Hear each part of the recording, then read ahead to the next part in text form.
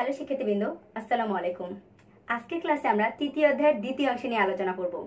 খুবই মজার একটা অধ্যায়। হ্যাঁ, পারলে খুবই মজা। বাংলা লেখার কোনো ভ্যালু নেই, শুধুমাত্র যুক্তি আছে। যেখানে যুক্তি আছে সেখানেই ম্যাথ আছে, আর যেখানেই ম্যাথ আছে সেখানে কি আছে? যুক্তি আছে।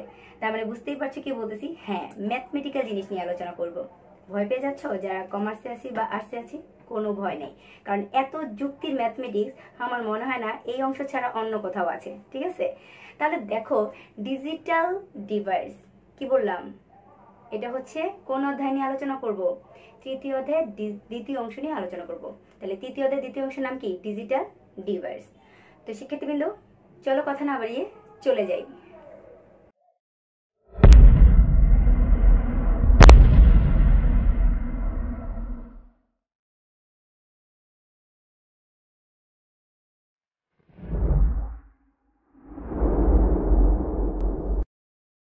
শিক্ষার্থীবৃন্দ, খেয়াল করো, আমি অধ্যায়ের নাম লিখে রেখেছি ডিজিটাল ডিভাইস। ডিজিটাল মানে কি? আধুনিক, আর ইলেকট্রনিক্স মানে কি? যন্ত্রপাতি, তাই তো? হ্যাঁ, আধুনিক যন্ত্রপাতি। এখন আধুনিক যন্ত্রপাতি বললে অনেকেই মনে হচ্ছে যে আধুনিক যন্ত্রপাতি কি হতে পারে? কম্পিউটার। Yes, computer. স্মার্টফোন। ওকে। ট্যাব। হ্যাঁ, ঠিক আছে। সকল ডিভাইসগুলো আমরা যে বর্তমানে ব্যবহার করছি, মানে এক কথায় বলতে গেলে প্রযুক্তি নির্ভর যে যন্ত্রপাতিগুলা, সেগুলো হচ্ছে কি? ডিজিটাল কি ডিভাইস, মানে আধুনিক কি যন্ত্রপাতি। এখন দেখেন, এই ডিজিটাল কথাটা কোত্থেকে এসেছে? হ্যাঁ, যে পদ্ধতিতে কি করা হয়? ডিজিট ব্যবহার করা হয় তাকে কি বলা হয়? ডিজিটাল পদ্ধতি বলা হয়। আর এই যে ডিভাইস মানে ইলেকট্রনিক যন্ত্রপাতি, এটার মধ্যে কি ব্যবহার করা হচ্ছে? ডিজিট ব্যবহার করা হচ্ছে না? ইয়েস, ডিজিট ব্যবহার করা হচ্ছে। আমরা কিন্তু তৃতীয় অধ্যায়ের যে প্রথম অংশটা, সেখানে কিন্তু আমরা বিভিন্ন ধরনের ডিজিট নিয়ে আলোচনা করেছি, তাই না? Binary digit, octal digit, hexadecimal digit, তাই না? এখন এই অধ্যায়ে আমরা বাইনারি ডিজিট নিয়ে আলোচনা করব, ঠিক না? না, বাইনারি ডিজিট নিয়ে আলোচনা করব, কিন্তু সেই বাইনারি ডিজিট গুলা কি হয়ে যাবে? সিস্টেমটা হয়ে যাবে আরেক রকম। হ্যাঁ ম্যাম, কি বলতেছেন? সিস্টেম আরেক রকম হবে মানে? হ্যাঁ, দেখাচ্ছি সিস্টেম আরেক রকম কেমন। এখন দেখেন, তাহলে কি বললাম? যে পদ্ধতিতে কি করা হয়? ডিজিট নিয়ে আলোচনা করা হয়, ঠিক আছে, বা ডিজিট ব্যবহার করে তাকে কি বলা হয়? ডিজিটাল পদ্ধতি বলা হয়। তাহলে আমরা এই যে ডিজিটাল ডিভাইস মানে ইলেকট্রনিক যে যন্ত্রপাতি, এর মধ্যে আমরা কি নিয়ে আলোচনা করব? ডিজিট নিয়ে আলোচনা করব, তাই না? এখন এই যে ডিজিটাল ডিভাইস, এটা নিয়ে কোথায় আলোচনা করেছে, মানে টপিকস নিয়ে কোথায় আলোচনা করেছে? অবশ্যই একটা গ্রন্থ আছে। যেমন আমরা যদি একটা কি লিখতে যাই, ইংলিশ ছড়া লিখতে যাই, সেটা অবশ্যই ইংলিশ বই পাওয়া যাবে, বাংলা বই না। সেম একই রকম ভাবে এই যে ডিজিটাল ডিভাইস, এই অংশগুলো নিয়ে আলোচনা করা হয়েছে একটা গ্রন্থ। গ্রন্থটার নাম কি? গ্রন্থটার নাম হচ্ছে অ্যালজেব্রা। কি গ্রন্থ? অ্যালজেব্রা গ্রন্থ। এখন দেখেন, তাহলে এইটা সম্পর্কিত আলোচনা করা হয়েছে অ্যালজেব্রা গ্রন্থ, ঠিক আছে? এই জেব্রা মানে ওই জেব্রা না, মানে অ্যালজেব্রা, এটা হচ্ছে একটা গ্রন্থ। এখন এটার জনককে মানে আবিষ্কারককে? অবশ্যই আবিষ্কারক আছে এই গ্রন্থটার। এই গ্রন্থটার আবিষ্কারক হচ্ছে জর্জ বুল। আবিষ্কারক কে? জর্জ বুল। এটা হচ্ছে কি একটা গ্রন্থ। ওকে, তাহলে দেখেন, এই যে জর্জ বুল, উনি কি করেছে? এই ডিজিটাল ডিভাইস সম্পর্কে অ্যালজেব্রা গ্রন্থ কি করেছেন? আবিষ্কার করেছেন। কত সালে? 1847 সালে দিয়েছে। পরবর্তীতে সেটাকে কি যুক্তি এবং ম্যাথ দিয়ে প্রমাণ করেছে কত সালে? 1854 সালে, ঠিক আছে? এখন দেখো, যে কোনো কিছুই তো আমরা তৈরি করলে, বাড়ি ঘর বা আদার্স যে কোনো কিছু তৈরি করলে তো নিজের নাম অনুসারে দিই, তাই না? তাহলে যেহেতু বেচারা এত কষ্ট করে, বেচারা না, সরি মিস্টেক হয়েছে, হ্যাঁ, গণ্যমান্য একজন কি ইংরেজ গণিতবিদ। তো এই যে ইংরেজ গণিতবিদ জর্জ বুল এত কষ্ট করে একটা অ্যালজেব্রা গ্রন্থ তৈরি করেছে, অবশ্যই তার নাম তো ব্যবহার করবে, তাই না? এখন তার জন্য, যেহেতু ওনার নাম হচ্ছে জর্জ বুল, তাই উনি ওনার এই গ্রন্থটার নাম দিয়েছে কি? Boolean algebra. মানে গ্রন্থটার পুরোটা নাম হচ্ছে কি? Boolean algebra. কত সালে এটা বাস্তবায়ন হয়েছে? 1854 সালে। এখন দেখো, তাহলে এই জর্জ বুল এই যে কি বুলিয়ান অ্যালজেব্রা, এটার ভেতরে এই ডিজিটাল ডিভাইসের কি সম্পর্কিত আলোচনা করেছে? মানে ডিজিটাল ডিভাইসের কি নিয়ে? মানে আধুনিক ইলেকট্রনিক ভাষা নিয়ে, যন্ত্রপাতি কি কিভাবে ইনপুট দিচ্ছে, কিভাবে আউটপুট নিচ্ছে, কিভাবে প্রসেসিং হচ্ছে, এই সকল ইনফরমেশন নিয়ে কোথায় আলোচনা করা হয়েছে? এই ডিজিটাল ডিভাইসে, ঠিক আছে? এখন দেখেন, এই যে ডিজিটাল ডিভাইসে কি সম্পর্কে আলোচনা করেছে, মানে এটার মধ্যে কি সম্পর্কে? এটার মধ্যে অ্যালজেব্রা গ্রন্থের মধ্যে ডিজিটাল ডিভাইস সম্পর্কে যে আলোচনা করেছে, সেটা এখানে বলা হয়েছে যে গণিত ও যুক্তির মধ্যে, গণিত ও যুক্তির মধ্যে কি রয়েছে? একটা স্পষ্ট সম্পর্ক রয়েছে। সম্পর্ক রয়েছে। তাহলে উনি এই ডিজিটাল ডিভাইস সম্পর্কে কি বলেছে, অ্যালজেব্রা গ্রন্থে বলেছে যে যেখানে গণিত আছে সেখানে অবশ্যই কি আছে, যুক্তি আছে। তাহলে গণিত ও যুক্তির মধ্যে কি রয়েছে, একটা সুস্পষ্ট সম্পর্ক রয়েছে। তুমি স্বাভাবিক চিন্তা করো, আমি যদি এখন বলি a + b হোল স্কয়ার, তাহলে এই যে একটা গণিত, এটার মধ্যে কি অবশ্যই যুক্তি আছে না? আমি যদি যুক্তি না দেখাতে পারি তাহলে কি তুমি শুধু শুধু মুখস্থ করবা না? অবশ্যই আমাকে জিজ্ঞেস করবা যে মামা আমাকে এখানে বুঝাই দেন এটা কিভাবে হলো। ঠিক আছে, এই যে left hand side right hand side হচ্ছে, এটা কি এমনিতেই হচ্ছে না, আমরা কিন্তু প্রুফ করে দেখাতে হচ্ছে। তাহলে যেখানে গণিত আছে সেখানে আমরা কি বলতে পারি, যুক্তি আছে। কিংবা যেখানে যুক্তি আছে সেখানে অবশ্যই ম্যাথমেটিক্যাল নিয়ম, কারণ যুক্তি কোথায় থাকবে যদি সেখানে ম্যাথমেটিক্যাল নিয়মই না থাকে। ওকে, এখন দেখেন তাহলে আমরা আমাদের পরীক্ষায় যদি আসে যে বুলিয়ান অ্যালজেব্রা কি বা কাকে বলে, তাহলে দেখেন তো এখান থেকে বুঝে বলা যায় কিনা। হ্যাঁ, বলা যায়। আমরা কি বলতে পারি, জর্জ বুল, ঠিক আছে, তার কি নিয়ে প্রদত্ত যুক্তির উপর নির্ভর করে কি কি করেছে, একটা কি শাখা উন্মোচিত করেছে, মানে গণিতের একটা শাখা উন্মোচিত করেছে, তাকে কি বলা হয়, বুলিয়ান অ্যালজেব্রা বলা হয়। আবারও দেখো কি বললাম, জর্জ বুল প্রদত্ত যুক্তির উপর ভিত্তি করে বা নির্ভর করে কি গণিতের যে শাখা উন্মোচিত হয়েছে তাকে কি বলা হয়, বুলিয়ান অ্যালজেব্রা বলে। বুঝতে পেরেছো? ওকে, এখন দেখেন এই যে গণিত আর যুক্তি এগুলো ডিজিটাল ডিভাইসের মধ্যে কি কি বোঝানো হয়েছে, ম্যাথমেটিক্যাল হিসাব। যেমন কি আমরা যেমন শিখে এসেছি, দেখো খেয়াল করে, আমি যদি বলি 5 আর হচ্ছে 3 যোগ করলে কত হয়, 8। এখন দেখো এটা তো ডেসিমেল সিস্টেমে আমরা ব্যবহার করি, কিন্তু কম্পিউটার কি এটা ব্যবহার করে না? আমরা কম্পিউটারকে দিচ্ছি, কম্পিউটার আবার কি সেটা আবার মাধ্যমের সাহায্যে কি করে নিচ্ছে, ঠিকই তার বাইনারিতে নিয়ে নিচ্ছে, আবার সেই বাইনারিতে ক্যালকুলেশন করে টোরে আবার আমার মাধ্যমে দিয়ে দিচ্ছে, তাই না? এই যে কোন মাধ্যমে নিচ্ছে কোন মাধ্যমে দিচ্ছে এগুলো আমরা এই অংশে আলোচনা করব, মানে এনকোডার এবং ডিকোডার। এখন দেখেন এই যে 5 এর বাইনারি কত, এটা। আবার আমরা যদি বলি 3 এর বাইনারি কত, 3 এর বাইনারি কত, এটা। এখন দেখো এই তিনটা যোগ করলে কত হয়, 8 এর বাইনারিটা লিখবো, তাহলে 8 এর বাইনারি কোনটা, এটা, ঠিক না? ওকে, এখন দেখেন আমরা কি তৃতীয় অধ্যায়ের প্রথম অংশে এই 0 আর 1 কে আমরা বাইনারি ডিজিট হিসেবে জেনে এসেছি, কিন্তু এখানে যেটা জানবো এই তৃতীয় অধ্যায়ের দ্বিতীয় অংশে, এখানে আমরা 0 আর 1 কে বাইনারি ডিজিট হিসেবে বলবো না, এখানে বলবো লেভেল হিসেবে। কিসের বলবো, লেভেল, মানে এখানে যুক্তি থাকতে হবে। অন হলে বিপরীত কি হবে, অফ হবে, আবার অফ হলে তার বিপরীত কি হতে হবে, যুক্তি আছে, কি হবে, অন হবে। তাহলে এই কম্পিউটারে এই ডিজিটাল ডিভাইসে আমরা 0 আর 1 কে জানবো কি হিসাবে, 0 আর 1 কে জানবো আমরা হচ্ছে কি এক একটা লেভেল হিসাবে। তাহলে কি লেভেল হতে পারে, দেখো আমরা বলতে পারি এটা দিয়ে ফলস, আমরা 0 কে কি বলবো, ফলস মানে মিথ্যা, অথবা তুমি বলতে পারো হচ্ছে অফ, অথবা আমরা বলতে পারি কি নো। বুঝতে পারছেন?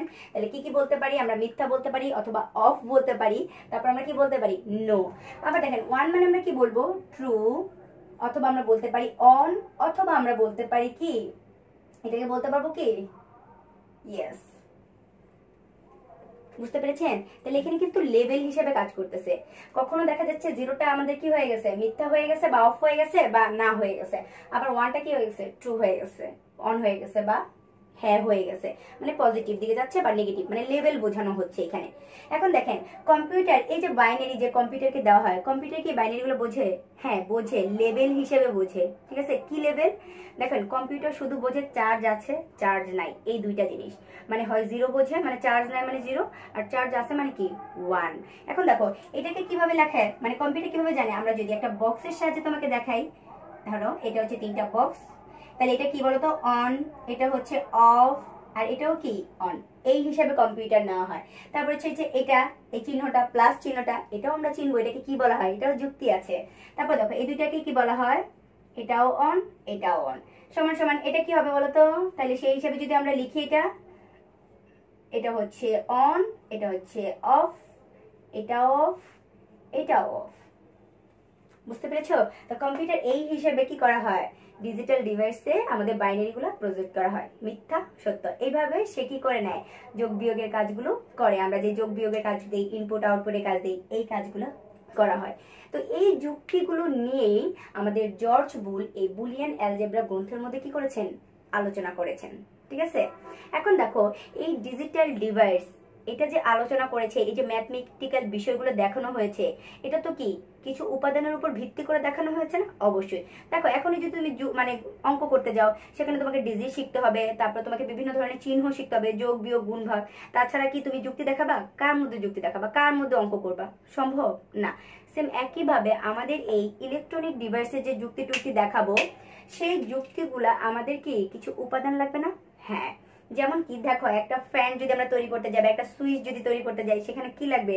অবশ্যই নাট লাগবে, তার লাগবে, মানে কেবল লাগবে, রড লাগবে, পাখা লাগবে, এক্সেট্রা। কতগুলো উপাদান হয়ে যাচ্ছে। সেম একইভাবে আমরা যখন এই বুলিয়ান অ্যালজেব্রার গণিত ও যুক্তির মধ্যে সম্পর্ক দেখাবো, মানে ম্যাথমেটিক্যাল গুলো করবো, ইলেকট্রনিকের আদান প্রদান, তখন আমাদের কিছু উপাদান লাগবে। ঠিক আছে, তাহলে চলো সেই উপাদানগুলো দেখি আমরা। তো শিক্ষার্থীবৃন্দু, উপাদান কয়টা লাগবে? হ্যাঁ, আমাদের বুলিয়ান অ্যালজেব্রায় 3টা উপাদান লাগবে। কয়টা উপাদান? 3টা উপাদান। তো দেখো তাহলে আমরা কি বলতে পারি, বুলিয়ান অ্যালজেব্রায় কয়টা উপাদান লাগবে, মানে এই গ্রন্থটার যুক্তি ও গণিতের মধ্যে 3টা উপাদান আমাদের লাগবে, মানে যুক্তি দেখানোর জন্য। বুলিয়ান অ্যালজেব্রায় 3টি উপাদান রয়েছে। কয়টি উপাদান? 3টি উপাদান রয়েছে। তো চলো কি কি দেখে নেই। 1 নম্বরটা হচ্ছে কি? ভেরিয়েবল। কি? ভেরিয়েবল। এখন দেখেন, আমরা শুধু ভেরিয়েবলও বলতে পারবো, আর যেহেতু অ্যালজেব্রা গ্রন্থটা কার? জর্জ বুলের, তাহলে যেহেতু উপাদানগুলো তার গ্রন্থেরই, মানে অ্যালজেব্রা গ্রন্থেরই, তাই উপাদানগুলোর আগেও কি ওনার নাম কি করা হয়েছে? অ্যাড করা হয়েছে, মানে জাস্ট সম্মান দেওয়ার জন্য। ওকে, তাহলে আমরা কি বলতে পারি? আমরা বুলিয়ান ভেরিয়েবল বলতে পারি। কি বলতে পারি? Boolean variable. এখন দেখেন, শুধু ভেরিয়েবল বললে কি ভুল হবে ম্যাম? না, ভুল হবে না। শুধু ভেরিয়েবল বললেও হবে, বুলিয়ান ভেরিয়েবল বললে, যেহেতু এই অধ্যায়ে ওনার এই অংশগুলা। ওকে, দেখো ভেরিয়েবলের আরেকটা নাম হচ্ছে চলক, যেটা নাকি আপনারা ম্যাথে বেশি ইউজ করেছেন। আসলে কি আমরা ম্যাথে ভেরিয়েবলটা খুবই কম বলা হয়, টিচাররা কম বলে, এজন্য মনে হচ্ছে যে কেমন যেন নতুন কিছু। নতুন কিচ্ছু না শোনা, চলক আর ভেরিয়েবল একই জিনিস। আপনারা কিন্তু ম্যাথে শিখে আসছেন চলক, সেম সেই জিনিসটাই। এক কথায় আমি যদি বলি আমার ভাষাতে সুন্দর করে তোমাদেরকে ইজি করে বোঝানোর জন্য, তাহলে আমি বলবো এটা একটা পাত্র, যার মধ্যে কি করা হয়? ওই যে ডিজিট রাখা হয়, ডিজিটাল, সেই ডিজিট রাখতে হবে, লেভেলগুলা অন অফ, এগুলো কোথায় রাখবো? আমরা এই পাত্রে রাখবো। এক কথা বলে পাত্র। ঠিক আছে, এখন দেখো এই ভেরিয়েবল বা চলক, এই জিনিসগুলা কি সেগুলো আমি তোমাদের দেখাই দিব। পরবর্তীতে চলে যাই, সেটা হচ্ছে কি? বুলিয়ান ধ্রুবক। আমরা কিন্তু শুধু ধ্রুবক বলতে পারবো, কিন্তু ওই যে যেহেতু বলেছি আমি, কি হবে বলতো? যেহেতু আমি বলেছি যে ওনার এটা ওনার নাম অনুসারে দেওয়া, তারপরে আমরা বলতে পারি বুলিয়ান পূরক। ঠিক আছে, এই প্রত্যেকটা অংশই আমি কি করব তোমাদেরকে এখন বুঝিয়ে দিচ্ছি। সেটা হচ্ছে কি, প্রথমে দেখো, তাহলে ভেরিয়েবল বা চলক কি সেটাকে জানতে হবে। একটু খেয়াল করে দেখেন তো, ম্যাথে করেছিলেন কিনা, ছোটবেলায় লিখেছিলেন তাই না? এখনো লিখেন। ধরি m = 5। ধরো আমি 5 বললাম যে 5 আর 6 এর মধ্যে যোগ করো, তাহলে তুমি 5টা কি এই ধ্রুবকটা কিসে রাখবে? একটা চলকে রাখবে না? তাহলে তুমি, আমি যদি বলি 6। ওকে, এখন দেখো এই জিনিসটা তো তোমরা ম্যাথে করেছো তাই না? এটা তো কনফার্ম। ওকে, এখন দেখেন এইখান থেকে এই যে m আর n, এই যে এগুলাকে বলা হচ্ছে কি? ভেরিয়েবল বা চলক, মানে এক কথা বলতে গেলে পাত্র। দেখো এই পাত্রগুলোর মধ্যে আমরা কাকে রাখছি? এই সংখ্যাগুলোকে রেখেছি, অঙ্কগুলোকে। ওকে, এখন দেখেন এই যে পাত্র, আপনি রাখছেন m এর ভিতর 5, n এর ভিতর 6। আচ্ছা, আমি যদি বলি যে এটা আমি a এর ভিতরে 5 রাখবো, আবার বি এর ভিতরে 6 রাখবো, আমার কি ভুল হবে? না, ভুল হবে না। কারণ ভেরিয়েবলের মানগুলো কি ইচ্ছে মতো, মানে কি করা যায়? চাইলে পরিবর্তন করা যায়। আপনি একটাতে রাখছেন, আমি একটাতে রাখছি, কোনো সমস্যা নেই। যেমন পাত্র, আমি যদি বলি পানি রাখো, তা আপনি চাইলে, আমি তো বলে দেই নাকি যে আপনি চাইলে গ্লাসেও রাখতে পারেন, আপনি চাইলে জগে রাখতে পারেন, এইরকম আর কি। এখন দেখো তাহলে এই যে এই অংশগুলা, এই যে এইগুলাকে বলা হচ্ছে কি? চলক বা ভেরিয়েবল। কি বলা হয়? চলক বা ভেরিয়েবল। তাহলে দেখো আমরা কি বলতে পারি? যে সকল রাশির মান কি করা যাচ্ছে? পরিবর্তন করা যায়, তাই না? যে সকল রাশির মান পরিবর্তন করা যায় বা পরিবর্তনশীল, তাকে কি বলা হয়? তাকে ভেরিয়েবল বা চলক বলে। ঠিক আছে, আচ্ছা ওকে। এখন দেখো এই যে পাশে, মানে ভেরিয়েবলের ভিতর যাকে রেখেছি, এগুলোকে বলা হয় কনস্ট্যান্ট, মানে ধ্রুবক। এগুলো কিন্তু পরিবর্তন করা যায় না। টিচার তোমাকে বললো 5 আর 6 এর মধ্যে যোগ করো, তুমি কি চাইলে 10 আর 15 এর মধ্যে যোগ করতে পারবা? কখনোই না। কারণ কি? এগুলো হচ্ছে কনস্ট্যান্ট। ধ্রুবক মান কখনোই কি করা যায় না? পরিবর্তন করা যায় না। আচ্ছা, এখন দেখেন এই যে আমরা চলকের মধ্যে, আমরা তো এটা ম্যাথে লিখি, আমি একটু আগে বলে আসি যে ম্যাথে লিখেন। হ্যাঁ, কিন্তু এখন তো আমরা আইসিটি করছি, এখন তো আর 5, 6, 10 এগুলো লিখবো না, তাই না? এখন কম্পিউটারে এখানে ভাষা কি, লেভেল কি 0 এবং 1, কারণ কম্পিউটার চার্জ আছে এবং চার্জ নাই, এই দুইটাই কি বোঝে। তাহলে এখন আমরা ভেরিয়েবলের ভিতর কি বসাবো, 0 অথবা কি 1। তার মানে একটা চলকের ভিতর হয় কি বসাতে পারবো, হয় 0 বসাতে পারবো, আর এটা না বসাতে পারলে হয় কি বসাতে পারবো 1, এই দুইটার একটা। 5, 6 এগুলা কিন্তু এই অংশে বসাবো না, কারণ এই অংশে বোঝানোই হচ্ছে হয় ইলেকট্রন ডিভাইস কি করছে, চার্জ নিচ্ছে বা নিচ্ছে না। ওকে, তাহলে একটা চলকের মধ্যে কয়টা বসে, নৈর্ব্যক্তিক আসবে, একটা চলকের মধ্যে দুইটা মান বসে, হয় 0 বসবে নয় কি বসবে 1 বসবে। ওকে, তাহলে দেখো আমরা কি বলতে পারি, বুলিয়ান ধ্রুবকটা কি, তাহলে যে সকল রাশির মান কি করা যায় না, পরিবর্তন করা যায় না, তাকে কি বলা হয়, বুলিয়ান ধ্রুবক বলে। মানে পরিবর্তন করা যাবে না, অপরিবর্তনশীল। আর যেটা পরিবর্তন করা যায় সেটা হচ্ছে কি, চলক, মানে পাত্রটা পরিবর্তন। ঠিক আছে, এখন দেখো পূরক জিনিসটা কি, পূরক মানে হচ্ছে বিপরীত। ঠিক আছে, বুলিয়ান অ্যালজেব্রায় সম্ভাব্য দুইটা মান রয়েছে, 0 আর 1। এই 0 আর 1 একে অপরের কি, পূরক। মানে 0 এর বিপরীত কি 1, 1 এর বিপরীত কি 0, এটাই হচ্ছে কি পূরক, মানে বিপরীত। ঠিক আছে, তাহলে দেখো শিক্ষার্থীবৃন্দ, এই যে এই তিনটা হচ্ছে কি আমাদের বুলিয়ান অ্যালজেব্রার গণিত ও যুক্তির মধ্যে এই যে সুস্পষ্ট আমরা সম্পর্ক দেখাবো, তার জন্য এই তিনটা উপাদান। তো আমরা সামনে যত ম্যাথমেটিক্যাল করব, যত যুক্তি দেখাবো, তখন আমাদের এই তিনটা উপাদান কি মাস্ট বি লাগবে।